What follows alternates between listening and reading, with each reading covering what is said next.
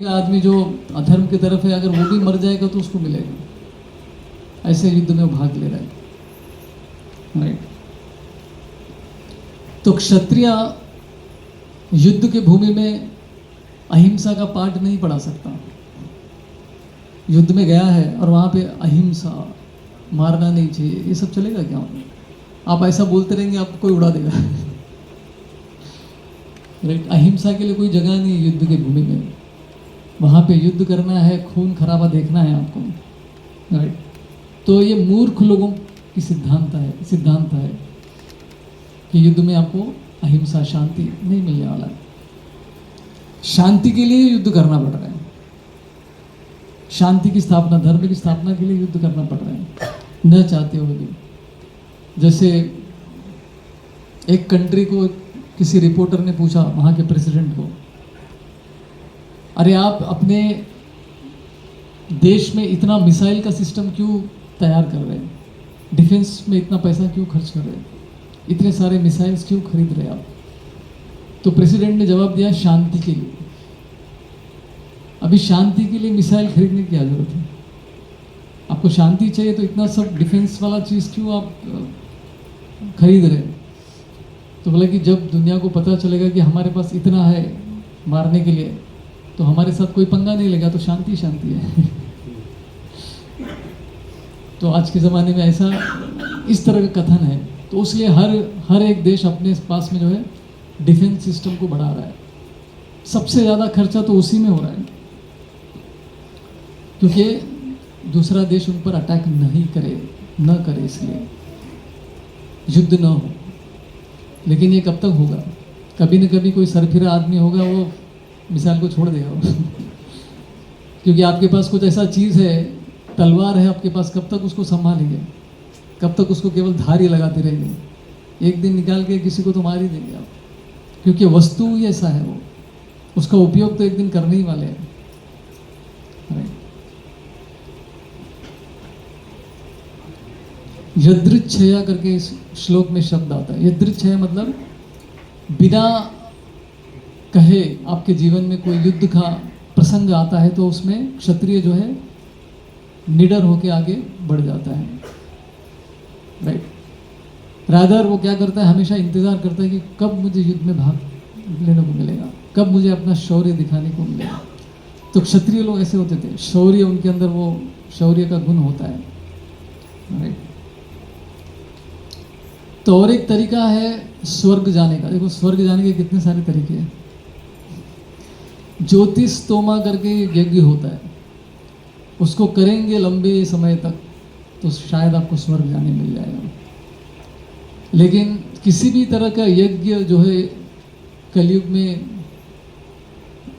नहीं कर पाएंगे, क्योंकि कलयुग में इतने ऐसे ब्राह्मण आपको नहीं मिलेंगे जो ठीक से मंत्र उच्चारण करें। यज्ञ करने के लिए ऐसे ब्राह्मण की आवश्यकता पड़ती है जो स्पष्ट रूप से मंत्रों का उच्चारण कर सके। जैसे थोड़ा भी गलती हो गया तो उसका रिजल्ट अलग आएगा, कुछ अलग ही रिजल्ट आएगा। श्रीमद् भागवत में एक स्टोरी आती है, एक ऋषि जो है यज्ञ कर रहे हैं और उनको बोला गया कि इंद्र को मारने के लिए कोई आदमी को उत्पन्न करो। तो जब स्वाहा करने से पहले उनको बोलना होता कि इंद्र हतः करके, मतलब इंद्र को मारने वाला व्यक्ति को आप जन्म दीजिए, ताकि वो व्यक्ति जो है, राक्षस जो है, इंद्र को मार सके। अभी वो यज्ञ करते करते उन्होंने क्या किया, इंद्र को इंद्र करके थोड़ा लंबा कर दिया।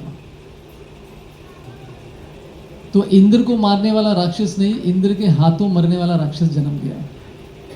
देखो, रिजल्ट उल्टा हो गया, वो खुद इंद्र के हाथों में मर जाएगा। इंद्र को मारने के लिए वो यज्ञ ऐसे व्यक्ति को ये करने वाले थे, जन्म देने वाले थे, लेकिन व्यक्ति कौन, क्या हो गया गड़बड़? इंद्र के हाथों पे मरने वाला व्यक्ति जन्म ले गया। थोड़ा सा देखो मंत्र में इधर उधर हो गया तो उसका रिजल्ट कुछ अलग आ जाता है। तो यज्ञ जो है इस कलयुग के लिए नहीं है। तो कृष्ण बोल रहे कि देखो, युद्ध करो, बहाने मत बनाओ। युद्ध न करने के बहाने तुम्हारे पास कुछ भी नहीं है, तुमको युद्ध करना ही है। तो बार बार कृष्ण अर्जुन को याद दिला रहे कि तो अंत में क्या है, आपको युद्ध के लिए तैयार होना है। तो कृष्ण का यही उद्देश्य है। तो कृष्ण यहाँ पर स्वर्ग के बारे में क्यों बता रहे हैं? कृष्ण जानते नहीं क्या स्वर्ग जो है प्रॉपर गंतव्य नहीं है, डेस्टिनेशन नहीं है, तो उसका पब्लिसिटी एडवर्टाइजमेंट क्यों कर रहे इतना यहाँ पर? राइट। तो अलग अलग कारण दिए जाते हैं। जो व्यक्ति जिनको पता है कि स्वर्ग भी ऐसे कोई लोक है, वहाँ पे भी हम जा सकते हैं, इससे क्या स्थापित होता है कि एटलीस्ट वो व्यक्ति जानता है कि हमसे भी ऊपर वाले शक्तिशाली कोई लोग है, ऐसा भी कोई लोक है, तो इसको वो स्वीकार कर रहा है। राइट। वेदों में जो दिया है ज्ञान उसको वो स्वीकार कर रहा है। एटलीस्ट वेदों पर उसका विश्वास बढ़ा हुआ है, ऐसा हमको समझ में आएगा स्वर्ग के बारे में जब कृष्ण बता रहे थे। दूसरा है, और ये भी उसको पता चलेगा कि मरने के बाद हमको कहीं और भी जाना है, मतलब हम शरीर नहीं, हम आत्मा है। शरीर तो हम बदल रहे हैं, तो अब आत्मा तो प्रवास करने वाला है। तो ये ज्ञान भी उसको समझ में आता है जब स्वर्ग लोक है, ऐसा ज्ञान उसको होता है तो। राइट। मरने के बाद स्वर्ग में भी जाया जाता है। और तीसरा है, जैसे मैंने कहा कि वेदों में उसको श्रद्धा हो जाती है। राइट। वेद जो है अलग अलग प्रकार के गंतव्यों के बारे में डिस्कस करता है। लेकिन भक्त लोग स्वर्ग को तो नकारते ही है, लेकिन मोक्ष को भी नकार देते हैं। कैवल्यम नरकायते करके कहते हैं, मतलब नरक के समान है। तो ये स्वर्ग के बारे में कृष्ण क्यों बोल रहे हैं? वो भी अर्जुन जैसे भक्त को, महान उत्तम भक्त को। तो यहाँ पर कृष्ण जो है अर्जुन को, अर्जुन तो बहुत बड़े ज्ञानी थे, लेकिन अर्जुन के माध्यम से पूरी दुनिया को बताना चाह रहे, स्टेप बाय स्टेप जो है अर्जुन को ज्ञान आगे आगे बढ़ाते रहेंगे वो। तो यहाँ पे कृष्ण जो है अर्जुन को कर्म कांड के बारे में बता रहे हैं। कर्म कांड मतलब क्या होता है? जो व्यक्ति धर्म के कार्य कर रहा है, लेकिन किसके लिए? अर्थ और काम के लिए। कार्य तो धर्म के कर रहा है, जो शास्त्र में लिखा है वही कार्य करे, लेकिन हेतु क्या है? मुझे पैसा चाहिए, मुझे एंजॉयमेंट चाहिए। तो ऐसे कार्यों को कर्म कांड कहा गया है। तो ये स्वर्ग क्या है? अभी हमको स्वर्ग तो नहीं जाना है, लेकिन स्वर्ग क्या है ये जानना जरूरी है, क्योंकि जहाँ पे नहीं जाना है उसके बारे में भी जानना होता है। राइट। तो स्वर्ग प्लेस ऑफ एंजॉयमेंट है। जैसे आज के ज़माने में लोग छुट्टी मनाने के लिए कहाँ जाते हैं? कुल्लू मनाली, गोवा। अभी गोवा में भी कम हो गया करके न्यूज़ में आता है कि वहाँ पे भी ज़्यादा लोग नहीं जा रहे हैं, तो पहले जाते थे। राइट। जिनको मज़ा मस्ती एंजॉयमेंट करना है, ऐसे लोग वहीं पे जाते हैं, उनके लिए वही स्वर्ग है। जिसके बाद बहुत पैसा है तो वो स्विट्ज़रलैंड जाए, वो भी धरती का स्वर्ग कहा जाता है। अभी कश्मीर कितने लोग जा रहे हैं अभी पता नहीं मुझे, लेकिन एक ज़माने में कश्मीर में भी लोग जाते थे एंजॉयमेंट के लिए। तो ये उदाहरण लीजिए, कुल्लू मनाली जाने के लिए किसी को ऑफ़र मिला है, बम्पर ऑफ़र। उनको एक वाउचर दिया गया, आप 3 दिन कुल्लू मनाली में रह सकते हैं और आपको होटल का भाड़ा फ्री है, होटल में खाने का भी फ्री है। तो ये रहा आपका वाउचर, मज़ा करके आ सकते हैं। तो ये आदमी गया, कुल्लू मनाली गया, तो वहाँ जाने के बाद बहुत मज़ा किया उसने। पहला दिन अच्छा खाने को मिला, घूमने को मिला, रहने के लिए भी जगह अच्छा था। दूसरा दिन, तीसरा दिन हो गया, फिर उसके बाद उसको जाने की इच्छा ही नहीं हो रही थी वहाँ से। तो जैसे ही तीसरा दिन हो गया, होटल वाले बोला now you can go sir, अभी आप जा सकते हो। वो बोला कि नहीं नहीं मुझे यहीं पे रहना है। तो वो क्या करेगा? सिक्योरिटी को बुला के इसको धक्के मार के निकाल दो। तो बोलने का मतलब है कि ऐसी जगह पे आपको कितना समय रुकना पड़ेगा? जब तक आपका वाउचर चलेगा। मतलब जब तक आपके पास पुण्य है, जैसे पुण्य खत्म हो गया आपको वापस किधर आना पड़ेगा? स्वर्ग से भौतिक जगत, यहाँ पे भूलोक, मृत्यु लोक कहते हैं, जहाँ पर लोग कर्म करते हैं, वहाँ पर फिर से वापस आने पड़ेंगे।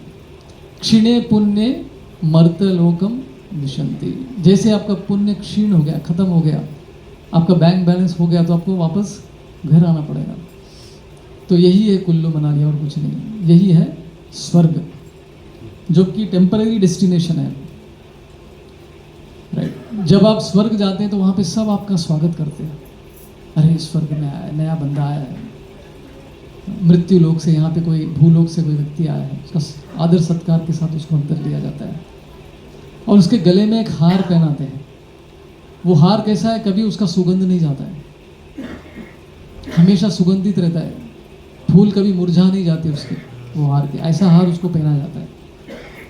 तो वो वहाँ पे स्वर्ग में रहता है, आनंद से रहता है बहुत समय। तो जैसे उसका समय हो जाता है, उसको जाने का टाइम है, तो उसको कैसे मालूम पड़ता है, उसका हार धीरे धीरे मुरझाने लगता है। फिर बहुत सालों के बाद उसका फ्रेग्रेंस, सुगंध भी धीरे धीरे चला जाता है और बाकी लोगों को समझ में आता है कि ये इसका हो गया टाइम। तो कहा जाता है कि वही व्यक्ति जो है तारा बन के इस भूलोक में फिर से गिर जाता है, फिर से उसका जन्म इस तरह से यहाँ पे हो जाता है। तारा टूट गया तो हम लोग कुछ मन्नत मांग लेते हैं तो पता नहीं स्वर्ग से कोई ऐसा नीचे गिर भी रहा होगा। तो स्वर्ग लोग जो है टेम्पररी डेस्टिनेशन है, यहाँ पे जो भी जाएगा पुण्य खत्म होने के बाद फिर से भौतिक भूलोक में उसको आना पड़ेगा। राइट, तो वहाँ जाने के लिए बहुत पुण्य चाहिए, इतना पुण्य कमाना पड़ेगा कि पूछो मत। शास्त्र में ऐसे भी स्टोरीज लिखे गए हैं जहाँ पे लोग ऐसे ही स्वर्ग में जाना चाहते थे। रावण ने क्या किया, अरे स्वर्ग में जाने के लिए पुण्य की क्या जरूरत है, मैं सीढ़ी लगाऊंगा यहाँ से डायरेक्ट स्वर्ग जाने के लिए। तो रावण ने एक सीढ़ी बनाया स्वर्ग जाने के लिए, लेकिन वो सीढ़ी कंप्लीट ही नहीं कर पाया। मतलब किसी भी आदमी को स्वर्ग भेजने का प्रोग्राम था उसका, बिना पुण्य अर्जित किए, तो ये संभव नहीं है। जैसे आज के ज़माने में भी लोग कहाँ जाना चाहते हैं, दूसरे लोग चंद्रमा, मार्स, अलग अलग जगह पे वो जाना चाहते हैं। तो प्रभुपाद 1970s में ही उन्होंने बोला कि ये लोग चंद्रमा पे नहीं गए थे। राइट, और सारी दुनिया को पता भी चल गया था कि वो फेक था, जो अमेरिका ने किया था चंद्रमा में जाने का प्रोग्राम, पूरा वो शूटिंग वूटिंग करके उन्होंने किया था। राइट, तो स्वर्ग में ऐसे ही कोई नहीं जा सकता है। बहुत कम लोग हैं जो इसी शरीर में स्वर्ग में गए हैं, अपने ही ये करंट शरीर में जो है वहाँ पर कोई गया है। कौन है उनमें से? अर्जुन गए थे। राइट, युधिष्ठिर महाराज भी उसी शरीर में गए। स्वर्ग क्या, सेम शरीर में कुछ लोग वैकुंठ भी गए हैं। तुकाराम महाराज, ध्रुव महाराज को लेने के लिए तो साक्षात यमराज जी आए थे और यमराज जी झुक गए, झुक के बोलते कि मेरे सर के ऊपर पैर लगा कर चाहो। राइट, तो ये तो भगवान की भक्ति कर सकते हैं, साधारण आदमी कर नहीं सकता है। लेकिन साधारण आदमी जो है इसी शरीर में स्वर्ग नहीं जा सकता है, वहाँ जाने के लिए पुण्य चाहिए, देह का त्यागना पड़ता है, नए देह के साथ ही वो दूसरे लोगों में प्रवेश कर सकता है। और एक भी एक कहानी आती है विश्वामित्र मुनि की। अभी विश्वामित्र मुनि का एक किसी ऋषि से जमता नहीं है, वो थे वशिष्ठ मुनि। उन दोनों के बीच में झगड़ा रहता है, हमेशा झगड़ा चलता रहता था। तो एक बार त्रिशंकु करके एक राजा थे, वो वशिष्ठ मुनि के पास गए कि मुझे स्वर्ग जाना है, आप कुछ यज्ञ से करो। तो वशिष्ठ मुनि ने बोला कि नहीं, आप यज्ञ करने से स्वर्ग नहीं जा सकते, आपको पुण्य कमाना पड़ेगा, ऐसे नहीं हो सकता है, मैं नहीं कर पाऊंगा। तो ये दिमाग वाला आदमी था, किसके पास जाना है पता था उसको, इसका दुश्मन कौन है, विश्वामित्र मुनि। तो ये त्रिशंकु राजा जो है विश्वामित्र मुनि के पास गए, बोले कि देखो मुझे स्वर्ग जाना है और आप कुछ कीजिए उसके लिए। तो पहले वो ना कर रहे थे, लेकिन जैसे ही इन्होंने बताया कि अरे मैं वशिष्ठ मुनि के पास भी गया था, उन्होंने मना किया, तो मैं सोचा कि आपके पास आऊँगा तो काम हो जाएगा। समझ गया ना चुगली तो फिर अच्छा ऐसा है क्या, वशिष्ठ मुनि ने मना कर दिया क्या, तो मैं भेजूंगा तुमको। गर्व होता है, अहंकार होता है। तो इसने क्या किया, अपने शक्ति से क्या किया, त्रिशंकु को स्वर्ग भेजने का प्रयत्न किया। बहुत शक्तियां थी उनके पास, विश्वामित्र मुनि के पास। और ये नीचे से जा रहा है ऊपर स्वर्ग की ओर जा रहा है, जा रहा है, जा रहा है, जा रहा है। और स्वर्ग लोक में ऊपर के लोगों को सबको पता चला कि ऐसा एक राजा ऊपर आ रहा है बिना पुण्य किए, इसको एंट्री कैसे हम देंगे, नहीं दे सकते। तो ऊपर से वो लोग दबा के उसको नीचे भेज रहे हैं ही कैन नॉट एंटर करके। ऐसे कैसे हो सकता है? ये ऊपर भेजने का प्रयत्न कर रहा है, वो नीचे भेजने का प्रयत्न कर रहा है, और वो बीच में लटकता रहेगा बेचारा। तो फिर बाद में ब्रह्मा जी आके बोलते, भाई तुम क्या कर रहे हो, तुम दोनों के झगड़े के बीच में इसको क्यों फंसा रहे हो राइट? तुमको भी पता है कि ये संभव नहीं है, बिना पुण्य किए कोई जा नहीं सकता है, आप कुछ और कीजिए लेकिन ये छोड़ दीजिए। तो तब उसने क्या किया, अपना ही एक स्वर्ग बनाया। कि उस टाइम पे ऋषिगण अपने एक लोक भी बना सकते थे, आपका खुद का प्लैनेट आप बना सकते हो। right? कितने लोगों को खुद का प्लैनेट चाहिए लोग विरार में घर लेने के लिए परेशान है प्रभु जी पूछ रहे कि प्लैनेट किसको चाहिए। तो वो भी एक सिद्धि है, एक सिद्धि से आप खुद का प्लैनेट भी बना सकते हो। तो विश्वामित्र मुनि ने एक त्रिशंकु स्वर्ग ही बना दिया और इसको बोला आप इधर जाओ, मैं उधर नहीं भेज सकते, आपको ये स्वर्ग में जाना पड़ेगा।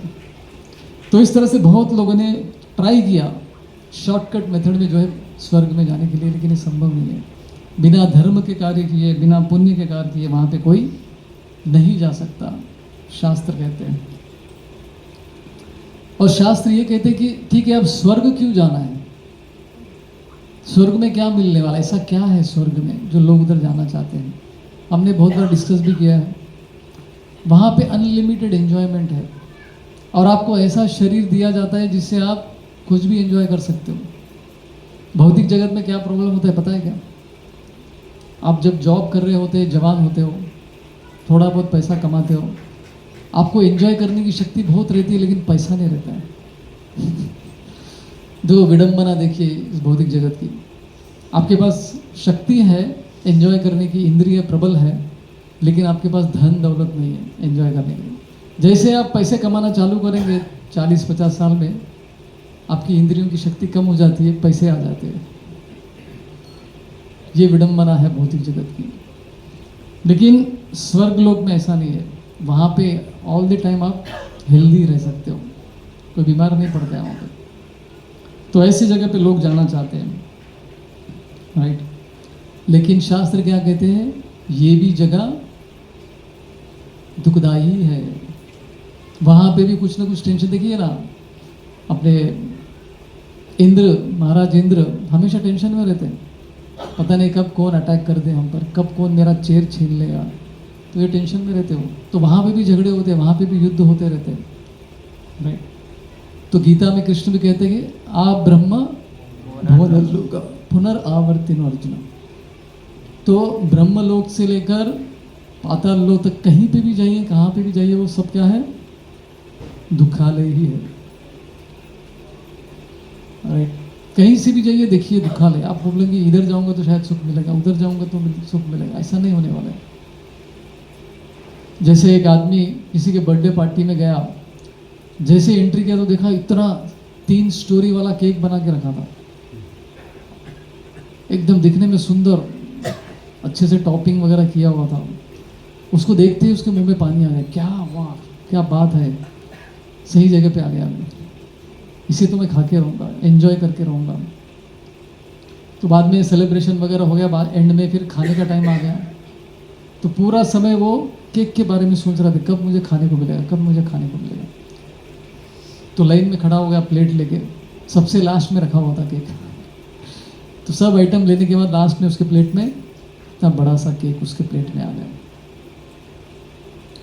अभी पूरा खाना, कभी बेस्ट चीज़ जो है हम लोग लास्ट में ही खाते हैं, खास करके बच्चे, तो लास्ट में ही खाएंगे उसको अच्छे से आराम से रिलिश करते हुए। तो ये व्यक्ति भी जो है लास्ट में केक उठाया हाथ में, जो सपने देख रहा था इतने समय तक कि इसको खाने के बारे में, तो फाइनली उसने हाथ में लिया, केक मुंह में डाल दिया और उसने मुंह आड़ा टेढ़ा कर दिया। किसी ने शक्कर डालने के बजाय उसमें नमक डाल दिया था। वह ऐसा कैसा केक है? तो बेचारा रख दिया, परेशान हो गया, क्योंकि इतने सपने बनाए, इतना सोचा था उसने, इतना इच्छा किया था इसको खाने का, मज़ा लेने का इसका। फाइनली उसका टेस्ट इतना बिगड़ा हुआ था कि वो उसका पूरा डिसअपॉइंटमेंट हो गया, उसको नाराज़ हो गया वो। लेकिन बाद में उसको लगा कि शायद वो दूसरे साइड से खाऊंगा तो स्वादिष्ट रहेगा। उम्मीद नहीं जाती है, तो दूसरे साइड से खाने का ट्राई किया, दूसरे साइड से भी खाया तो वो भी नमकीन था। तो इस तरह से साइड बदलता गया लेकिन टेस्ट नहीं बदला। तो कौन से भी लोक में जाइए, वो किस में आता है? दुखालयम में ही आएगा वो। तो चाहे स्वर्ग में जाए या किसी और लोक में जाए।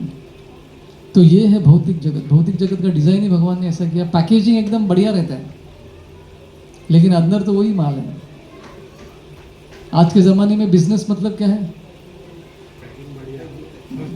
किशोर दिव्य प्रभु हमारे वही करते हैं, packing packing industry. Packing industry के लिए जो चाहिए वो सब प्रभु जी सप्लाई करते हैं, टेप वगैरह सप्लाई करते हैं, राइट। पैकिंग का ज़माना है, एक्सटर्नल्स का ज़माना है आज के ज़माने में। बाहर से आप कितने अच्छे हैं वही देखते हैं लोग, अंदर से कैसे कोई नहीं देखता है। मैं श्रीमद् भागवतम के 12वां स्कंद में देख रहा था, पढ़ रहा था, तो उसमें कलयुग के लोगों की निशानी क्या है? जिसके बाल लंबे हैं वो सुंदर कहा जाता है कलयुग में। ऐसा सच में होता है ना? जिसके बाल लंबे है उसको, और जिसके पास पैसे ज़्यादा है उसको पावरफुल आदमी कहते हैं, उसका संग करना चाहेंगे लोग।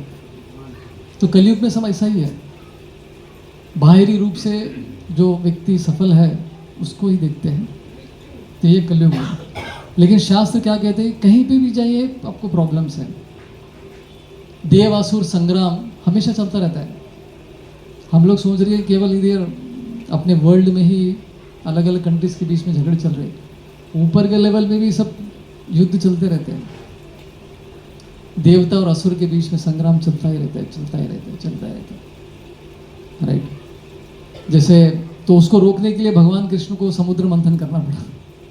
दोनों पार्टियों को बुलाई, भाई झगड़ा बंद करो, आपको क्या चाहिए? मरना नहीं है ना आपको, अमरत्व चाहिए ना आपको, तो ठीक है ये समुद्र मंथन कीजिए, आपको उसमें से अमृत मिलेगा, सब लोग बांट लेना। तो भगवान ने ये मांडवाली किया था उन्होंने दो पार्टीज के बीच में, देवता और असुरों के बीच में। तो झगड़ा हर जगह पे चल ही रहा है, इधर जाऊंगा उधर जाऊंगा तो सुख मिलेगा, ऐसा नहीं है। ब्रह्मा जी के लोक तक भी बोल रहे, कृष्ण भगवद गीता में क्या बोल रहे हैं? आ ब्रह्म भुवन लोका। ब्रह्मा जी के लोक में भी टेंशन ही है। ब्रह्मा जी को भी मारने के लिए बहुत सारे असुर आए थे। तो ये हर जगह पे चल रहा है। तो लेकिन फिर भी कृष्ण यहाँ पे बता रहे हैं कि भाई आपको स्वर्ग मिलेगा, युद्ध में भाग लीजिए, मर जाओगे तो स्वर्ग मिलेगा। तो लेकिन अर्जुन के लिए नहीं था, ये उन सभी लोगों के लिए था जो सोचते कि हायर डेस्टिनेशन स्वर्ग में मुझे जाना है। कर्म कांड के बारे में कृष्ण यहाँ पे अर्जुन को बता रहे हैं। तो स्वर्ग को आकाश पुष्प कहा गया है। ख्याली पुलाव बोलते हैं ना, ख्याली पुलाव, मतलब ख्यालों में ही वो पुलाव बन के खा लेगा, वो उसमें मजा है, ख्यालों में मजा लेगा वो। तो ऐसा स्वर्ग में लोग बहुत सारे विचार के साथ ये करते हैं कि मुझे वहाँ जाना है, वहाँ जाना है। लेकिन कम से कम वो व्यक्ति जिसको इच्छा है स्वर्ग में जाने की, वो बेटर है। क्यों? क्योंकि वो वेदों को स्वीकार कर रहा है। क्योंकि वेदों में ही लिखा है कि आदमी स्वर्ग जा सकता है। कम से कम उसने वेदों को एक्सेप्ट तो किया, स्वीकार तो कर लिया, तो काफ़ी बेहतर है, बुरा नहीं है, लेकिन हाईएस्ट नहीं है, राइट। तो यहाँ पे कृष्ण अर्जुन को स्टेप बाय स्टेप नॉलेज देने वाले हैं। पहले कर्म कांड के बारे में बताएंगे, फिर बाद में निष्काम कर्म योग के बारे में बताएंगे, ज्ञान योग, अष्टांग योग, भक्ति योग। धीरे धीरे धीरे एक एक लेवल बढ़ाते जा रहे थे। क्यों? क्योंकि कृष्ण को पता है कि भौतिक जगत में सभी लोग रेडी नहीं है भक्ति के लिए। कुछ लोग रहेंगे जिनको कर्म कांड चाहिए, कुछ लोग रहेंगे जो ज्ञान कांड में, कुछ लोग जो है उपासना कांड में बस उनको मन रहेगा। तो अलग अलग कैटेगरी के लोगों के लिए कृष्ण वो सोच के अर्जुन को ये सब बता रहे हैं। लेकिन अर्जुन को ये सब जरूरत नहीं है। अर्जुन के माध्यम से कृष्ण बहुत बड़े ऑडियंस को जो है बताने का प्रयत्न कर रहे हैं कर्म कांड के बारे में। जैसे स्कूल में बच्चे सेकेंड क्लास, फिर 5th क्लास, फिर 7th, फिर 10th, ऐसे धीरे धीरे धीरे ऊपर के क्लासेस में जाते हैं। ग्रेजुअल एलिवेशन, धीरे धीरे से प्रगति करेंगे। राइट, सेकेंड क्लास के बच्चों को डायरेक्टली 10th क्लास में बिठाएंगे तो क्या होगा? समझ भी नहीं आएगा उसको कुछ भी। बहुत ज़्यादा मेहनत करना पड़ता है फिर वो टीचर को। तो अपने वेद कैसे ग्रंथ है? वेद में सबके लिए जगह है, तो इसलिए अपने वेदों को इंक्लूसिव कहा गया है। इंक्लूसिव मतलब सभी के लिए कुछ ना कुछ है, मार्केट सबके लिए है। लेकिन बहुत सारे ऐसे धर्म आपको आज के ज़माने में देखने को मिलते हैं, वो कहते हैं कि हमसे बेहतर कोई नहीं है, हमको अपनाओ नहीं तो मारे जाओगे। ऐसा नहीं, वेद में सबके लिए जगह। ठीक है भाई, तू तेरा लेवल कम है तो ठीक है, तेरे स्वर्ग जाना है तो जा, कोई बात नहीं। धीरे धीरे एलिवेशन, धीरे धीरे से। अब ये प्रश्न आता है, जो भी व्यक्ति किसी भी युद्ध में मरता है तो क्या उसको स्वर्ग मिलता है? ऐसा थोड़ी होगा। जैसे मैं शुरुआत में कह रहा है, तो ऐसा एक धर्म है आज के ज़माने में जो मारता है और कहता है कि इसके बाद मैं स्वर्ग जाऊंगा और वहां पे अप्सराओं के साथ एंजॉय करूंगा। कितने अप्सराओं के साथ? 72, 71, 72। तो क्या संभव है ये? लेकिन देखो कितना बड़ा प्रोपेगेंडा है। इसके लिए लोग कुछ भी कर रहे हैं, सुइसाइड बॉम्बर भी बन जाते हैं, खुद को मारने के लिए भी रेडी है, साथ में 1000 लोगों को भी मारना चाहते हैं। तो पहले जब जैसे महाभारत का युद्ध कहाँ पे हुआ? कुरुक्षेत्र के मैदान में। और कुरुक्षेत्र का मैदान जो है हस्तिनापुर से कहीं दूर था। तो पहले युद्ध जहाँ पे लोग रहते, सिविलियंस रहते, उनसे कहीं दूर लड़ा जाता था। उसका इफेक्ट सिविलियंस को कभी नहीं होता था। जो समाज में रहने वाले लोगों को कभी युद्ध का उसको इफेक्ट नहीं होता था। और वो लोग यहाँ से कोई बाण नहीं मारेंगे उधर के लोगों को मारने के लिए। लेकिन आज के ज़माने में क्या है? युद्ध मतलब सिविलियंस को मारते हैं। 2 आर्मी के बीच में लड़ाई छोड़ के वो सिटीज़ में बम फेंकते हैं। तो इसको धर्म युद्ध नहीं कहते। तो ऐसे युद्ध के बाद आदमी स्वर्ग नहीं जाने वाला है, नरक ही जाने वाला है। उल्टा सेना का क्या कर्तव्य होना चाहिए? सिविलियंस की रक्षा करनी होती है। उनको मारने का ये नहीं रहता है, उनको बचाने का दायित्व है उनका। तो ये जो प्रोपेगेंडा है कि युद्ध, उनके लिए तो युद्ध ही है ये, दूसरों को मारना, जो उनके धर्म का नहीं है। तो ऐसे लोग स्वर्ग कैसे जाएंगे? संभव ही नहीं है।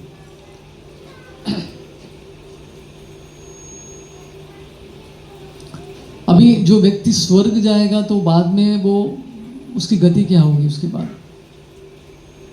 अगर किसी ने अपने जीवन में पुण्य और पाप दोनों भी किए हैं तो उसके बाद क्या होता है? उसके बाद जो है उसको यमराज के पास लेकर जाते हैं, जजमेंट होता है वहाँ पे। कि उसके बाद उसको कभी कभी ऑप्शन भी देते हैं यमराज, अभी आपके पास इतना पुण्य है और इतना पाप है, आपको पहले पुण्य भुगत एंजॉय करना है कि पाप भुगतना है, आप डिसाइड करो। ऐसा ऑप्शन व्यक्ति को भी दिया जाता है कभी कभी। ऐसा एक कहानी है श्रीमद् भागवतम में। हाँ, नृगा करके एक राजा थे। तो ये राजा ने क्या किया, बहुत सारे ब्राह्मणों को लाखों की संख्या में गाय दान में देते हो। तो एक बार गलती से क्या हुआ, किसी एक ब्राह्मण को जो उन्होंने दान किया वो दान किसी दूसरे ब्राह्मण के दान के उसमें चला गया। इनको दिया था लेकिन गलती से वो गाय इधर से इधर आ गई, दूसरे ब्राह्मण के पास चली गई। तो वो ब्राह्मण को गुस्सा आ गया, ये राजा तुमने ऐसा कैसे कर दिया है? तुमने जो मुझे दान दिया तुम वापस मुझसे लेकर दूसरे ब्राह्मण को कैसे दान कर सकते हो? तो ये संभव नहीं है। तो ये आपने पाप कार्य किया, अधर्म का कार्य किया, इसके लिए आपको सजा मिलेगी। तो नृगा मरने के बाद वो भी यमराज के सामने गया और यमराज ने उनको बोला कि आपके पास भी आपने ये पुण्य कमाए, ये इतने पाप कमाए, आपको क्या चाहिए पहले? तो नृगा बोलता कि मेरे पाप कर्म जितने भी हैं पहले उसको खत्म कर दीजिए, मुझे उसकी सजा दीजिए। तो किंग नृगा को अगले जन्म में वो क्या बनता है? छिपकली बनता है। और इस छिपकली को उसका पुनरुद्धारण कौन करते हैं? भगवान कृष्ण ही करते हैं। तो उसको उस शरीर से मुक्ति मिल जाती, क्योंकि इस व्यक्ति ने बहुत पुण्य कमाए थे। एक छोटा सा गलती अनजाने में हो गया होगा। देखो अनजाने में किया हुआ गलती को भी उसको इतना बड़ा पाप हो गया। तो हम लोग तो जानबूझकर कितना करते हैं, बाप रे, कोई हिसाब नहीं है। तो ऐसा है। तो स्वर्ग जाने के बाद फिर आपके पुण्य जो भी आपके पास है उसका आपको एंजॉयमेंट मिलेगा, जो भी पाप कार्य आपने किए उसकी सज़ा भी मिलने वाली है, उससे नहीं बच सकता। ऐसा नहीं कि एक बार कुल्लू मनाली गए तो फिर बस वापस क्या बोलते हैं, कौन सी जगह पे भौतिक जगत में नरक कौन सा है, बांग्लादेश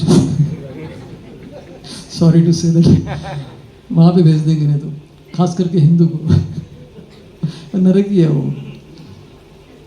तो इससे कोई नहीं बच सकता है, राइट। तो ये भौतिक जगत में आप कहीं पे भी जाएंगे वहाँ आपको आपके कर्म आपको पीछा करते रहेंगे, कर्म से कोई नहीं बच सकता, कर्म आपके पीछे पीछे जाएंगे। मैं छुप के कहीं बैठूंगा ऐसा नहीं होने वाला है, ढूंढ के निकालेंगे कर्म आपको। भाई आपको अभी सज़ा मिलने वाली है, अभी आपको एंजॉयमेंट मिलने वाला है। तो इस तरह का ज्ञान कृष्ण यहाँ पे बता रहे हैं इस सेक्शन में कि कैसे कर्म कांड से आपको स्वर्ग मिलेगा और एंजॉय कर सकते हो। जबकि अर्जुन पहले चैप्टर में कह रहे थे कि युद्ध से क्या परिणाम निकलने वाले, सब लोग मरने वाले, एंजॉयमेंट किधर है। तो कृष्ण उसके जवाब में ये आंसर दे रहे हैं, एंजॉयमेंट है, अगर तुम मर जाओगे तो स्वर्ग मिलेगा, राइट। तो इस तरह से कृष्ण यहाँ पर ये सारी चीज़ें बता रहे हैं। लेकिन हम भक्ति के मार्ग में आए, भक्ति के मार्ग में आने के बाद हम कर्म कांड की ओर देखते भी नहीं, ज्ञान कांड की ओर भी नहीं देखते हैं, ध्यान योग की तरफ भी नहीं देखते, डायरेक्ट भक्ति योगा। तो डायरेक्ट भक्ति योगा कैसा चीज़ है, एक लिफ्ट की तरह है। आप में से कितने लोग लिफ्ट में चढ़े हैं? और लिफ्ट में 20-25 माले तक कितने लोग गए हैं? 40 माले तक, 60 माले तक कोई गया? कहाँ पे? दुबई गए थे क्या? इंडिया में है क्या 60 माला? 70 भी है क्या? भाग्यवान लोग हैं कुछ। तो जब लिफ्ट में बैठते हैं तो आपको पता भी नहीं चलता कि कैसे कितना स्पीड से आप चले गए। आप विचार कीजिए, आपको 60 माला आपको चलना पड़ेगा तो क्या हालत हो जाएगा। तो शास्त्र कहते हैं कि ये जितने भी बाकी के योगा जो बताए, कर्म योग हो, ध्यान योग हो, ज्ञान योग हो, ये सब सीढ़ी चढ़ने के जैसे है। बहुत मेहनत करनी पड़ती है, और इतना मेहनत करने के बाद भी रिजल्ट मिलेगा नहीं मिलेगा गारंटी नहीं, संभव है या नहीं भी हो सकता है। बहुत त्रास है उसमें, बहुत तकलीफ है, गीता में भी कृष्ण कहते हैं। तो भक्ति योगा कैसे है, लिफ्ट में जाने के जैसा है। लेकिन क्या है, कलयुग में लोग क्या है, लिफ्ट में चढ़ना नहीं चाहते हैं। बोले कि मैं अब कुछ कर दिखाना है मुझे इस दुनिया में। ये हरे कृष्णा क्या है, इतना सिंपल है। प्रभुपाद जी ने कहा कि ये हरे कृष्णा महामंत्र ये इतना सिंपल है कि पीपल मिस करेंगे इसको। हमको कुछ बड़ा करना है, यज्ञ करना है ऐसा, वो मंत्रों के साथ ऐसा, तब ऐसा लगता है कि कुछ किया है, नहीं तो लगता ही नहीं कुछ किया है। बस एक कोने में बैठ के हरे कृष्णा, किसको पता चल रहा है?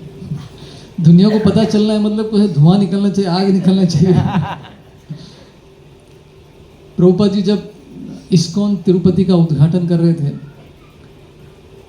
तो उनको पता है कि कलयुग के लिए तो हरिनाम ही है, लेकिन उन्होंने वहाँ के तिरुपति मंदिर के बड़े बड़े पुजारियों को बुलाया, उनको बोला कि यज्ञ करो।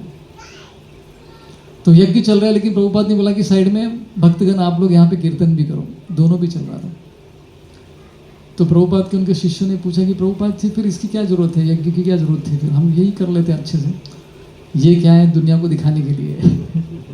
असली चीज़ तो यही है। क्या करे दुनिया के, तो ये एक्सटर्नल चीज़, सुपरफिशियल चीज़ ही चाहिए होता है कि यहाँ पे मंदिर का उद्घाटन हुआ करके फीलिंग आएगा लोगों को, तो मंदिर लोग आएंगे कम से कम।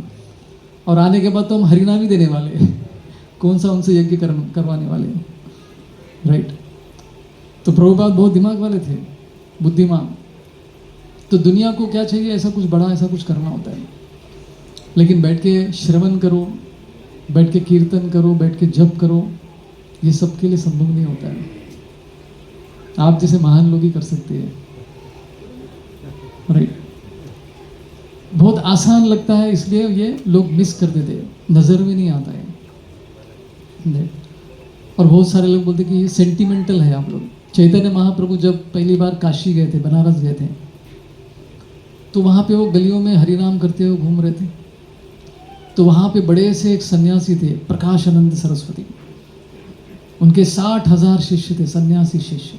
देखिए इतना बड़ा ग्रुप था। तो वो कह रहे थे ये कौन यंग सन्यासी इतने खूब दिखने में इतने सुंदर है, लेकिन ये क्या है सेंटिमेंटल, हरे कृष्णा घूम रहे हैं। तो ये 500 साल पहले से चल रहा है, कोई नई बात नहीं है। अभी मतलब उस टाइम पे भी ऐसा खिल्ली उड़ा रहे थे चैतन्य महाप्रभु की। तो चैतन्य महाप्रभु उस समय पे एक ब्राह्मण के घर पे रुके थे। तो वो ब्राह्मण और बाकी सब, तपन मिश्रा, चंद्रशेखर, ये सब आए और महाप्रभु से बोले, महाप्रभु सब लोग यहाँ पे आपकी खिल्ली उड़ा रहे कि आप ये हरे कृष्णा कर रहे हैं, आपको कुछ ज्ञान नहीं है, कुछ नहीं। तो हमको बहुत बुरा लग रहा है, आप कुछ कीजिए, उनको जवाब दीजिए। तो महाप्रभु को कुछ इंटरेस्ट नहीं था उनको जवाब देने का, लेकिन भक्त लोग बेचारे डिस्टर्ब हो गए थे। तो उनके लिए महाप्रभु ने बोला ठीक है, मैं मिलने जाता हूँ उनसे। तो चैतन्य महाप्रभु वहाँ पे गए। तो वहाँ जाने के बाद प्रकाशानंद सरस्वती अपने शिष्यों के साथ बैठे थे एक जगह पे। तो वहाँ पे जहाँ पे सब लोग अपने पैर धो रहे थे, वहाँ बगल में जाके चैतन्य महाप्रभु एक साइड में बैठ गए। और चैतन्य महाप्रभु ने क्या किया, ट्रिक, अपने शरीर से तेज निकाला उन्होंने, ऐसा तेज, मतलब उनको कोई देख ही नहीं पा रहा था। ब्रह्म ज्योति का एफिलियंस निकाल रहे थे। तो प्रकाशानंद सरस्वती की नज़र चैतन्य महाप्रभु सन्यासी के ऊपर गिरती है। बोलते कि अरे कितना नम्र है आदमी, ऐसी जगह पे बैठा है जहाँ पे लोग पानी पैर धो रहे अपने। तो वो एक क्षण के लिए आकर्षित हो गया चैतन्य महाप्रभु की तरफ, उनकी नम्रता से। और उनके शरीर से जो तेज निकल रहा है वो देख के भी वो बड़ा प्रसन्न हो गया, भाई कोई महान व्यक्ति लग रहा है। तो मायावादी सन्यासी यही देखते, तेज कितना है, ये सभी देखते हो, क्योंकि उनको उसी में जाना है, ब्रह्म ज्योति में लीन होना। तो महाप्रभु ने बराबर उनको फंसा दिया उधर। तो प्रकाशानंद सरस्वती आए, ये सन्यासी आप यहाँ क्यों बैठे, आप हमारे साथ बैठिए। तो महाप्रभु भी यही चाहते थे कि उधर जाके उनके साथ फिर कुछ बातें करें। तो फिर उनसे बोला कि आप ये, हमने देखा कि आप गलियों में घूमते हुए हरे कृष्ण महामंत्र जप करते हैं, तो ये सब क्या कर रहे हैं, आप वेद पढ़ो, वेदांत पढ़ो, राइट। तो प्रभुपाद जी जब भी वेदांत सुनते थे, वो दांत तोड़ने का मन करता था उनको, वेदांत, दांतों का अंत, राइट, क्योंकि ये हाईएस्ट नहीं था वो। तो दोनों के बीच में बातचीत हुआ। फिर बाद में चैतन्य महाप्रभु कहते कि मेरे गुरु ने बताया कि पहले मैं तुम्हारे जैसा एक बड़ा तर्क वाला आदमी था, सबको हराते रहता था, लेकिन मेरे गुरु ईश्वर पूरी उन्होंने बताया कि तुम मूर्ख हो, समय बर्बाद कर रहे हो वेदों के पीछे। वेदों का सार क्या है, हरेर नाम हरेर नाम हरेर नाम एव केवलम कलौ नास्ते व नास्ते व नास्ते व गतिरन्यथा। तो पहली बार ईश्वरपुरी ये मंत्र के बारे में चैतन्य महाप्रभु बता, ये सब मूर्खता है, छोड़ दो, इससे कुछ नहीं मिलने वाला है। कलयुग में एक ही है, वह हरि का नाम लेना, हरि का नाम लेना। तो वेदों का पठन करने के लिए किसके पास समय है, किसी के पास समय नहीं। तो इसके पीछे समय वेस्ट मत करो, यज्ञ वज्ञ के पीछे समय वेस्ट मत करो। फिर बाद में दोनों के बीच में काफ़ी डिबेट होता है, वाद विवाद होता है, और अंत में प्रकाशानंद सरस्वती हार जाते हैं और महाप्रभु के चरणों में गिर जाते हैं। आप जिस तरह से बात कर रहे हैं, जिस तरह का ज्ञान आप दिखा रहे हैं, आप स्वयं नारायण नहीं हो सकते हो, और कोई नहीं इतनी बातें कर सकता है। तो वो तो गिर गया, उसके 60,000 शिष्य भी महाप्रभु के शरण में आ गए और सब लोग वैष्णव बन गए एक शॉट में। और हम लोग यहाँ पे किसी को भक्त बनाने के लिए उसको जीवन भर मलाई, खीर, पनीर वनीर क्या क्या खिलाते हैं, उसके बाद भी बोलता है कितने माला कर रहे हैं, प्रभु जी एक दो कर लेता हूँ। तो महाप्रभु का प्रीचिंग पावर देखो, ये तो एक झलक था। फिर बाद में वो साउथ इंडिया गए तो और भी ज़्यादा उन्होंने पावर दिखाया। साउथ इंडिया में जब आए वो, तो किसी भक्त को आलिंगन करते थे, और वो भाव विभोर हो जाता था, वो अपने गांव में जाता था और वो जिससे भी गले लगता था वो पागल हो जाता था।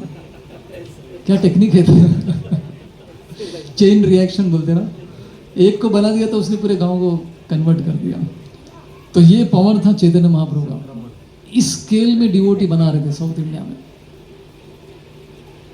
आंध्रा में भी काफी टाइम बिताया उन्होंने, कोवूरू, राजमंड्री, राइट, सिमाचलम, विशाखापट्टनम, कूर्म क्षेत्र, यहाँ पर कितने सारे लोगों को। इसलिए हम देखते हैं कि आजकल तेलुगु के लोग काफी आते हैं भक्ति में। ऑफकोर्स यहाँ पे उड़िया के लोग हैं ज़्यादा, लेकिन पूरे विश्व भर में देखेंगे तो तेलुगु के लोग काफ़ी ज़्यादा है, जल्दी से जुड़ जाते हैं, क्योंकि महाप्रभु का इफेक्ट है वहाँ पे तो डिवोटी ये आडंबर की चीज़ों में कभी उसको इंटरेस्ट नहीं होता है। यज्ञ करो, स्वर्ग वर्ग नहीं चाहिए। लेकिन जब आप वैकुंठ या गोलोक वृंदावन की तरफ आप जाएंगे तो रास्ते में ये सब दिखने वाली है। रास्ते में स्वर्ग लोक भी दिखेगा आपको, हाँ, रास्ते में आपको महर लोक भी दिखेगा। ये सब लोकों से गुजरते, ब्रह्म लोक से गुजरते हुए आपको जाना चाहिए।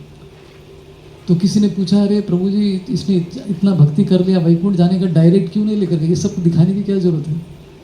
तो भगवान आखिरी तक टेस्ट करने वाले हैं। बीच में उसको मन किया चलो स्वर्ग में चलता हूँ, बहुत सुना था लेकिन कभी गया नहीं, तेरा देखता हूँ क्या है, हो गया तो खत्म उधर ही अटक जाएगा वो। तो जीव के अंदर जो इच्छा है, कृष्ण लास्ट मोमेंट तक टेस्ट करते, जाते जाते भी टेस्ट कर रहे। देखो तो बहुत संभल के रहना पड़ता है। वैकुंठ के विमान में बैठने के बाद भी परीक्षा खत्म नहीं हुई, जब तक गोलोक वृंदावन पहुंचे नहीं आप तब तक टेस्ट है। जनक महाराज जब उन्होंने अपने जीवन परफेक्ट कर लिया, वो वैकुंठ जा रहे थे, तो रास्ते में नरक लोक आया था। नरक लोक में सब लोग चिल्ला रहे थे, पुकार रहे थे, तकलीफ के कारण परेशान थे। तो जनक महाराज ने सोचा चलो थोड़ा मैं उनसे मिल के आता हूँ। तो जनक महाराज रास्ते में रुक गए, नरक लोक में उतर गए वो। और जैसे वो नरक लोक में उतरे, वहाँ गए, उन सब की पीड़ा कम हो गई जस्ट उनके आने से, क्योंकि वो महात्मा थे, भगवान के उत्तम भक्त थे। उनके आते ही क्या होगा, सबकी पीड़ा कम होने लगी। जिसको गरम गरम तेल में डाला हुआ था, वो तेल जो है अभी पानी बन गया था जनक महाराज के वहाँ जाते ही। कृष्ण भी गए थे एक बार वहाँ पर, कृष्ण भी एक बार नरक लोक गए थे यमराज से मिलने के लिए। तो वहाँ पे सबकी पीड़ा खत्म हो गई, सब फ्री हो गए वहाँ पे फ्रीडम मिल गया था उनको नरक से। तो भगवान परीक्षा लेते हैं, जाते जाते आपको स्वर्ग नरक सब दिखाएंगे। कहीं उतर गए बीच में, जाना था पुणे लेकिन बीच में लोनावाला इतना अच्छा लगा कि उतर गया आदमी चिक्की खाते खाते उधर ही उतर गया तो पूना तो रह गया आपका, जिधर जाना था वहाँ पहुँचे ही नहीं तो ये डेंजर है। तो उसलिए ज्ञान बहुत जरूरी है राइट। तो ये भगवान की परीक्षा। तो भक्त जो है मोक्ष में भी उसको इंटरेस्ट नहीं है। मोक्ष क्या चीज़ है, फ्रीडम फ्रॉम मिजरीज, तकलीफों से उसको मुक्ति चाहिए, और वो ब्रह्म ज्योति में लीन होता है। तो भक्त स्वर्ग एक तरह से ठीक है, लेकिन मोक्ष तो और भी डेंजर है। क्यों डेंजर है मोक्ष, क्योंकि मोक्ष मिलने के बाद आदमी ब्रह्म ज्योति में लीन हो जाएगा और वहाँ पे उसको भगवान की सेवा करने का मौका ही नहीं मिलेगा, कुछ भक्ति के कार्य करें, ऐसे ही पड़ा रहता है बस, शांति। ऑफ कोर्स स्वर्ग लोक में भी भक्ति करने के चांसेस बहुत कम है। क्यों, क्योंकि वहाँ पे एंजॉयमेंट इतना आराम से मिलता है, इतना हाई लेवल का एंजॉयमेंट मिलता है, आदमी को टाइम ही नहीं है भक्ति के बारे में सोचने के लिए। उसलिए इंद्र कैसे भक्त थे, कर्म मिश्र भक्त थे, प्योर भक्त नहीं थे वो। कर्म योग में भी उनका इंटरेस्ट था और भक्ति भी थोड़ा बहुत करते थे, मिश्रण वाला भक्ति था उनको। कुछ लोग होते हैं ज्ञान मिश्र भक्त, कुछ लोग होते हैं योग मिश्र भक्त, मिक्स वाले। लेकिन रूप गोस्वामी क्या बोलते हैं, शुद्ध भक्ति हमको करना है। और शुद्ध भक्ति की परिभाषा क्या है, अन्याभिलाषिता शून्यम ज्ञान कर्मादि अनावृत्तम अनुकूल्यन कृष्ण अनुशीलनम भक्तिर उत्तमा। ये प्योर भक्ति, शुद्ध भक्ति का ये परिभाषा रूप गोस्वामी ने दिया। तो डिवोटी इसमें इंटरेस्टेड, उसको स्वर्ग बाकी चीज़ों में इंटरेस्ट नहीं है। भक्ति कैसी होनी चाहिए, उसको कभी रोकना नहीं है और बदले में कुछ इच्छा नहीं होनी चाहिए। भक्ति के कार्य में करने के बाद भी लोग इच्छा करते हैं, अरे प्रभु जी मैंने इतना सेवा किया, मेरे लिए कुछ महाप्रसाद ही नहीं रखा आपने, तो गया वो, अशुद्ध भक्ति हो गया वो, क्योंकि आपकी अपेक्षा थी मुझे बदले में कुछ चाहिए। तो शुद्ध भक्ति में क्या है, कुछ एक्सपेक्टेशन नहीं है, बदले में मुझे कुछ चाहिए ऐसा इच्छा नहीं होती। अनुकूल होना चाहिए, ऐसी भक्ति होनी चाहिए कि भगवान प्रसन्न हो, हमारे कार्य से भगवान प्रसन्न हो। अनुकूल लेना कृष्ण अनुशूल्यम, अहेतु की अप्रतियता, भक्ति ऐसी होनी चाहिए जो कंटिन्यूसली हमको करना है, कभी रोकना नहीं है। बहुत सारे लोग भक्ति में आते हैं, परेशान होके आते हैं भक्ति में, कुछ समय भक्ति करने के बाद उनके प्रॉब्लम सब चले जाते हैं और वो भी चले जाते हैं। एक बार एक व्यक्ति को गाड़ी का एक्सीडेंट हो गया और वो बेहोश हो गया, भूल गया कि वो कौन है क्या है। तो उसको लेकर गए, कोई अच्छे फैमिली वाले लोग थे, उनको लेकर गए, उनको मल्लम पट्टी किया, कई दिनों तक उनके घर में रहा। तो बड़ा खुश था वो, सब ठीक हो गया। अचानक से उसको याद आया कि वो कौन था, तो बोला कि अभी थैंक यू सो मच, मैं जा रहा हूँ, चला गया वो।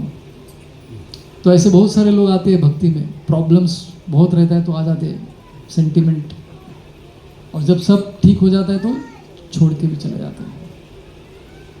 और ऐसा भी होता है, कुछ लोग प्रॉब्लम्स की वजह से भक्ति में आते हैं और रह जाते हैं, लेकिन मन में एक प्रश्न रहता है, प्रभु जी अभी भी मैं भक्ति भी कर रहा हूँ, उसके बाद भी प्रॉब्लम्स कम नहीं हुए। ऐसे भी बहुत सारे लोग हैं जिनके मन में ये प्रश्न रहा, हमेशा रह जाता है। तो भक्ति करने से प्रॉब्लम्स जाएंगी ऐसा कोई गारंटी नहीं देता है। जब तक देह है, जब तक शरीर है, जब तक हम लोग इस भौतिक जीवन में हैं, जगत में हैं, प्रॉब्लम्स लास्ट मोमेंट तक भी आने वाली है, परीक्षा लास्ट मोमेंट तक भी होने वाली है। तो कंटिन्यूसली करना है, सुख हो या दुख हो, भक्ति हमको कंटिन्यू करना है। यही हमारे आचार्यगण हमसे अपेक्षा करते हैं। तो यहीं पे मैं विराम देता हूँ। किसी को कोई प्रश्न है?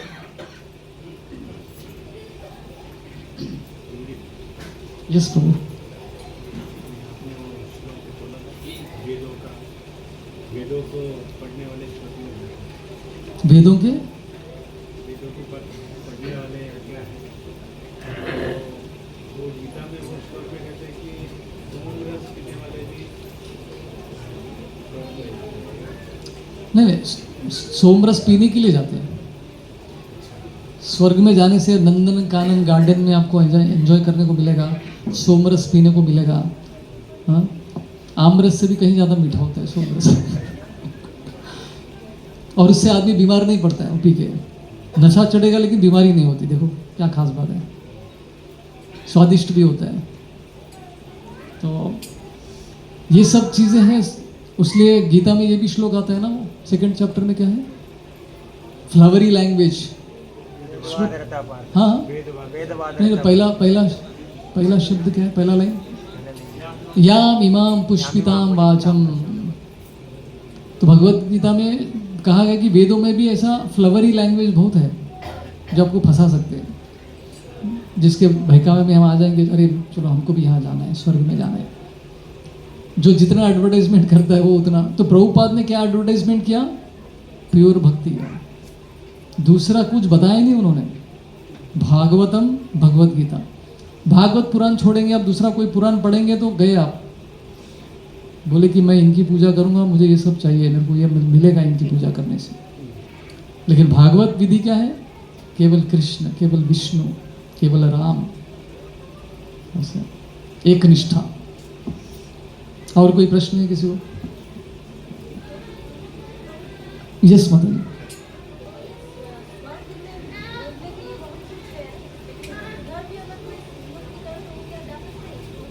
हाँ, माता जी का क्वेश्चन है, अगर कोई वहां पे रह के भी भक्ति करेगा तो वो क्या ऊपर जाएगा कि नीचे आएगा?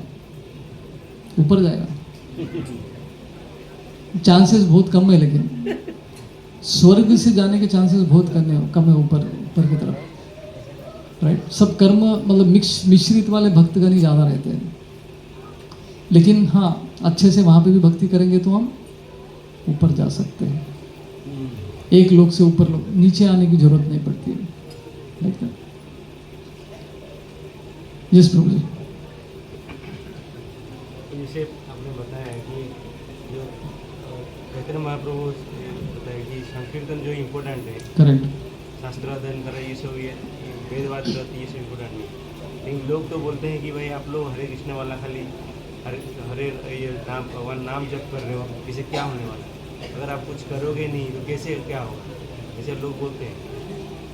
बोलो प्रेस में ऐड करो, बोलो समाज सेवा करो, फ्लड आ रहा है, ये आ रहा है, इसमें तुम लोग कुछ कर नहीं रहे। हरिनाम करके फ्लड को रोकने का प्रयत्न कर रहे हैं ना। उल्टा इस्कॉन के लोग ही ऐसी जगह पे बहुत कार्य कर रहे हैं, सबको खाना खिलाते हैं वो लोग, लेकिन खाना खिलाने के बाद भी लोग परेशान करते हैं। बांग्लादेश में कितना खिलाया वहाँ पे फ्लड्स में। तो जहाँ पे भी प्रॉब्लम होता है वहाँ पे इस्कॉन खुद पड़ता है। कोविड के टाइम पे नहीं खिलाया गया, पूरे देश में सबसे ज़्यादा खिलाया उन लोगों ने। तो समाज सेवा तो कर ही रहे हम लोग, राइट। तो ये सब भी कर रहे, ज्ञान दे रहे हैं, समाज सेवा, लोगों को खाने को दे रहे हैं, और क्या चाहिए। गीता का ज्ञान बांट रहे सबको। कहने वाले तो कहते रहेंगे, लेकिन हम बता सकते हैं, हम दिखा भी सकते हैं कि देखो अभी आज के ज़माने में कोई नहीं पूछ रहा है। ये बहुत पुराना क्वेश्चन है जो पहले बहुत पूछते थे। अभी लोगों को सबको मालूम है कि इस्कॉन बहुत कर रहा है। अभी काफ़ी एडवर्टाइजमेंट हो गया इस्कॉन का, दुनिया भर में लोग जानते हैं कि ये लोग भूखे को खिलाते हैं, ज़रूरतमंद को खिलाते हैं। अभी उसका व्यू पॉइंट काफ़ी बदल गया है इस्कॉन का, वर्ल्ड में नज़रिया बदल गया है। बड़े बड़े लोग भी इस्कॉन के शिविर में आके खा के गए स्वयं, जैसे स्टीव जॉब्स जो कि एप्पल के कंपनी के ओनर थे, अभी तो नहीं रहे। वो हर संडे के दिन अपने इस्कॉन के कैंपस में वहाँ पे आके कैंप में आके लंच भरपेट खा के बोलते थे कि ये मेरा भरपेट भोजन होता था पूरे एक हफ्ते का। पहले ऐसे आदमी थे, बाद में इतने पैसे वाले बन गए। तो उन्होंने बताया ट्रंप का भी कुछ तो कनेक्शन था, मुझे पता नहीं, जगन्नाथ जी के साथ पता है, कुछ तो है। बट एनीवे, तो ये भी कार्य हम लोग कर रहे हैं समाज में, लोगों को पागल होने से बचा रहे हैं हम लोग। मेंटल हेल्थ, कितना डिप्रेशन में है लोग आज के ज़माने में, सही ज्ञान देके उनको हम रास्ते पर लेकर आ रहे हैं। मैं संगमनेर में जाता हूँ, वहाँ पे अमृत वाहिनी इंजीनियरिंग कॉलेज के बच्चे मिलते हैं। कितने सारे बच्चे आए, डिप्रेशन में थे, स्टडी कोप नहीं कर पा रहे थे, और ये सोशल मीडिया की वजह से उनका हालत ख़राब हो गया था, बुरी आदतों में पड़ गए थे। तो धीरे धीरे बाहर निकाले तो बहुत खुश हो गए वो, भक्ति में आने के बाद पॉजिटिव बन गए काफ़ी। तो ये कितना बड़ा सेवा है समाज के लिए। तो हम दिखा सकते हैं कि हम लोग क्या क्या कर रहे हैं। एक्चुअली फैक्ट है, ये स्टैटिस्टिक्स भी है आपके पास। हरे कृष्णा। यस माता जी, वन लास्ट क्वेश्चन।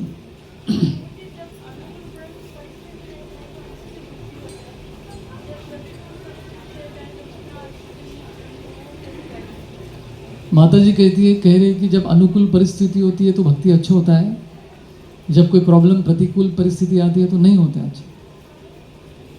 मेरे मामले में उल्टा है, जब स्थिति खराब होती है तो ज़्यादा मैं इंटेंसली भक्ति करने का प्रयत्न करता हूँ, ऐसा भी संभव है, राइट। तो और लोग ज़्यादातर लोग जब परेशान रहते हैं तो मंदिरों में जाते हैं, सब अच्छा चल रहा है तो मंदिर याद नहीं आता एक्चुअली। लेकिन अगर आपके मामले में ऐसा हो रहा है तो आप महान है। अनुकूल परिस्थिति में भी अच्छा भक्ति हो रहा है तो अच्छी बात है, लेकिन आज के ज़माने में ऐसा नहीं होता है। सब अच्छा चल रहा है तो भाई अच्छा चल रहा है तो भगवान की क्या ज़रूरत है, थोड़ा बाद में भी जाते हैं, लेकिन डिवोटी, खास करके डिवोटी की लाइफ में जब प्रॉब्लम आता है तो एकदम, तो राधानाथ स्वामी महाराज कहते कि miseries are like wake up call. Life में प्रॉब्लम्स आता है तो वो वेकअप कॉल के जैसा आपको उठा रहा है, उठो, जीव जागो, जागो, गोरा चांद बोले। कोठा क्या है, कोठा निद्रा जाओ, माया पिशाची रकूले। तो जीव को जगाने के लिए कभी कभी कृष्ण अपने जीवन में प्रॉब्लम्स भेजते हैं, हिलाने के लिए, हम थोड़ा झटका देने के लिए, अरे उठो, टाइम हो रहा है, भक्ति से अच्छे से करो कर रहे।